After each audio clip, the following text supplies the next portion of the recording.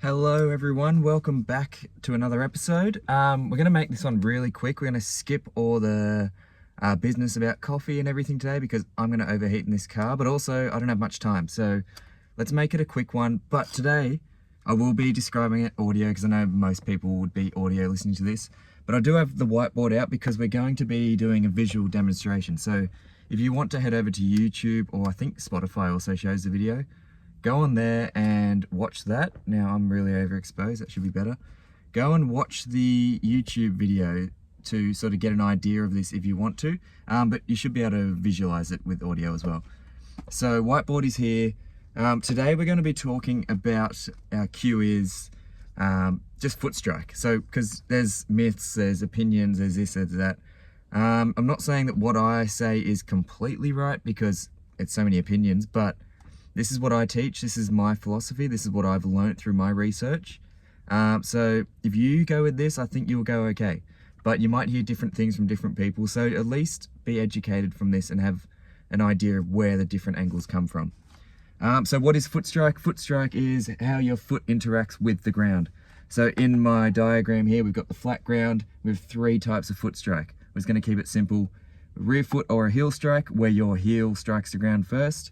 A midfoot strike or a flat-footed strike where your whole foot contacts the ground first, and a forefoot strike or a toe strike, I guess you could say, where your forefoot touches the ground first. So it's never going to be the actual toes that touch the ground, it's going to be the forefoot or the ball of the foot. So we got rear foot, midfoot, forefoot, or heel strike, and yeah, midfoot, forefoot. It's going to be heel strike, midfoot, forefoot, something along those lines. So what is right?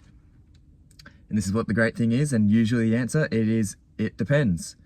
Because there is nothing wrong inherently with a heel strike, though 99.9% of the time I'll say, not a real stat. It's a indication of something else going wrong. It's not very often that you will get a heel strike that is landing in the right position, because it's not so much the foot strike, but it's more so what's happening above that and where it is in relation to your body and the ground. So if you listen to episode 2, episode 3 about overstriding, that episode basically answers all of this, but we're going to go into it a little bit more. So what we're looking at is for our foot, which I'm drawing this, but I'll talk about it. When your foot contacts the ground, we want our foot to be pretty much underneath or directly underneath our bent knee. So the middle of our ankle and the middle of our knee joint should be relatively in line, stacked up. Middle of the ankle, or where your foot goes into the shoe, and the middle of your knee from a side angle should be mostly a straight line on impact. It's actually meant to be a little bit sort of 4 to 7 degrees in front, 4 to 7 degrees, not by much. That just gives us some time to load. What we don't want to see is our foot contacting the ground well in front of our leg, where sometimes, and a lot of the time you see it in recreational runners, that if I'm in my diagram, I'm drawing the middle of the knee going straight down and the middle of the ankle going straight up, and the lines are completely parallel. What we should be seeing is, if I go another one, is if we think about that bent knee, we should be seeing the line from the middle of the knee and the line from the middle of the ankle are very close to each other, if not pretty much stacked on each other. So what we don't want to see is middle of the ankle being well in front of the middle of the knee. What that looks like is an outstretched leg, sometimes even a straight leg, and the foot landing out in front. And most of the time in that case, it is a heel strike where that happens. You don't see it too often where it's an overstride with a midfoot or a forefoot strike. Sometimes you see it looks really weird. It's like they're reaching out their toe, like a ballerina type move, or like a dance move. So we're not looking to do that. We're looking to land, usually it's going to be, well, you're not looking to overstride. So that's where we're saying that the heel strike is usually indicating an overstride, or indicated some other things. I teach a lot of kids, as you might know, and it's really important to learn this from a younger age. But basically the way I teach these things is, we want to think about it that when we land heel first, we basically give ourselves an extra step that we've got to work with. Because think our heels touches the ground, then we need to get our whole foot on the ground. Then we toe off into our next step. We must load the leg completely and we must toe off each step. That must happen. We don't have to land on the heel. That's not a necessity for running. You can almost, look, not completely, but you can basically skip this whole first step here. Skip that part where you've got to land, put the foot down, get over the top of the foot, and then push off. You can eliminate most of that first step by landing underneath a bent knee or closer to underneath a bent knee and in more of a midfoot stance, which should happen naturally from the cues that we'll talk about in a second. So we could eliminate that first part of basically heel hitting the ground, and it's usually out in front when it does happen. It basically goes hand in hand. Heel hitting the ground, we've then got to put our foot down, move our body over the top because we're overstriding. Then we can load it up, get it through behind us, and then toe off. So that's sort of those ones. We can get rid of that by eliminating the overstride or changing up that foot strike. Now, if you do land on the heel and you do land underneath a bent knee, it's possible. We're going to say that's fine. You're okay to do that. If you can make that work and that happens, go for it. But most people cannot make that happen. So we're not going to promote that too much. We're going to sort of think, and I've mentioned this study multiple times now, so I'll very quickly breeze over it. Basically, they said it was a rear foot strike. I theorize, I can't say completely, but from my personal experience with watching and observing these things with my coaching, is that I believe this was an overstride that they were testing, but it manifested in a rear foot strike. So they saw it that a rear foot strike averaged out to be about 0.01 seconds longer every step that you spend on the ground. Now it's going to be different across different speeds, but basically what we got from that is if it's 0.01 seconds and we went with, average person's pace and cadence over different distances, when we went to the marathon, it was 8 to 10 minutes. For a 5K, it was a couple minutes. So it's huge losses from spending too much time on the ground. So something we want to limit is ground contact time. And something that limits that is by skipping, well, I don't have it on the board anymore, but something that makes us gain ground contact time is when we land out in front on the heel, because we have to move our body over the top of our leg. We've got to put our toe back down on the ground to load it up, and we've got to spring off again.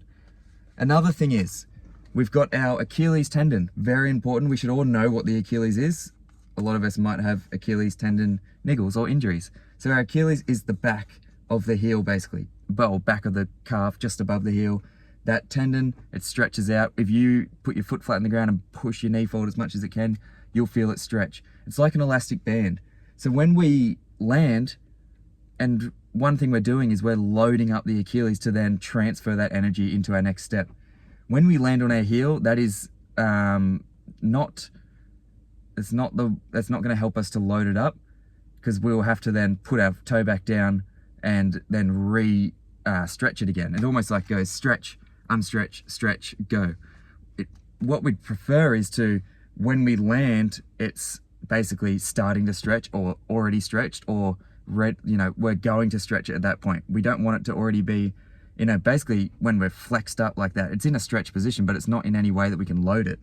So we're trying to land in a position where we can start loading all of that, including the Achilles tendon, which is because the leg starts to go forwards more, and then the foot ends up going into this toe off position and we go forwards. Diagram wouldn't make sense, but that's what we're trying to do. So ground contact time is what we're trying to limit. So spending less time on the ground, more time in the air, because if you're on the ground, you can't move. So let's talk about cues that we want to go with. We've talked about these things before, which is the lifting. Basically, lift is the big thing I teach, and I'm just going to go with that as our cue, because we don't actually want to think about foot strike too much. Though what I teach, and this is not a hard and set rule, it's more of a visual thing. I'm just going to give myself some air here.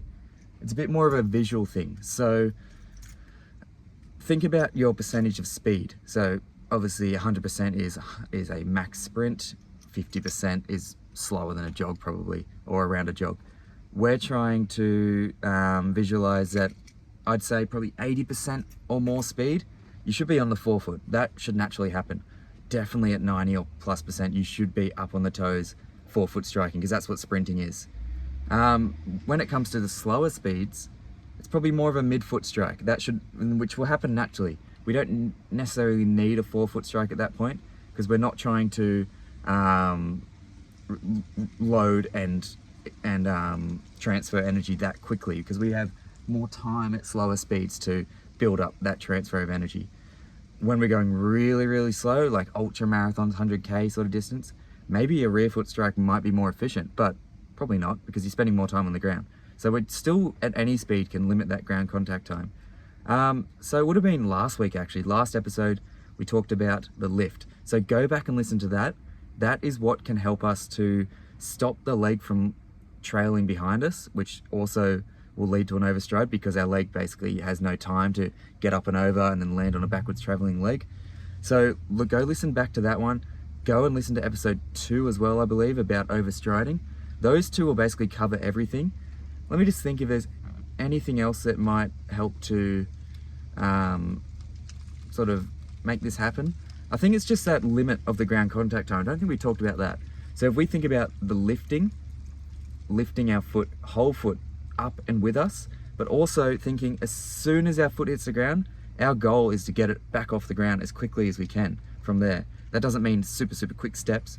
It's more about relative to our speed, we're trying to not spend extra time on the ground. So we don't want our foot to go way behind us on the ground, completely straight, and then flick up and hit our lower back. Instead, we might even have a slightly bent knee still when our leg leaves the ground. There's momentum, there's things like that, but we're not looking to spend lots of time on the ground, because we're not walking. And that's the same thing. If we land out in front in that overstride, we will spend more time on the ground. So it's the lifting the whole foot up and with you.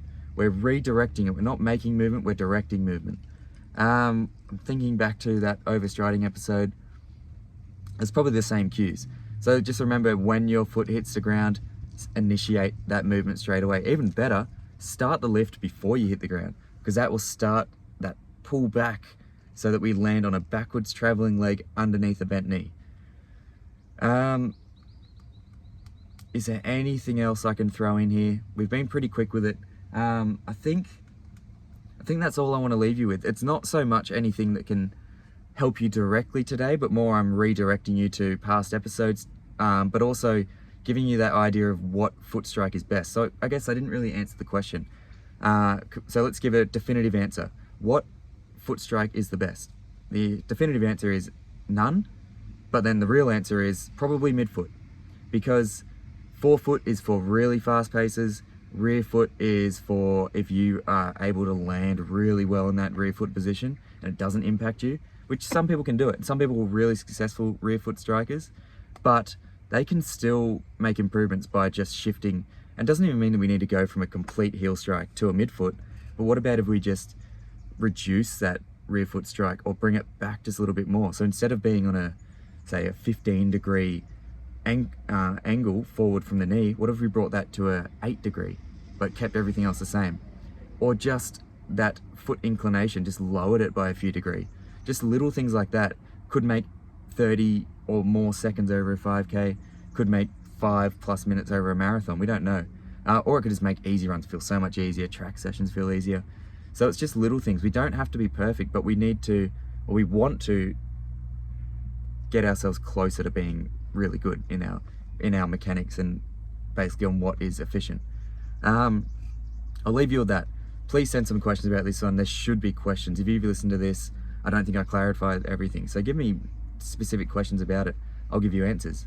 All right, so that is Coffee and a Q for another week. I'll see you guys next episode.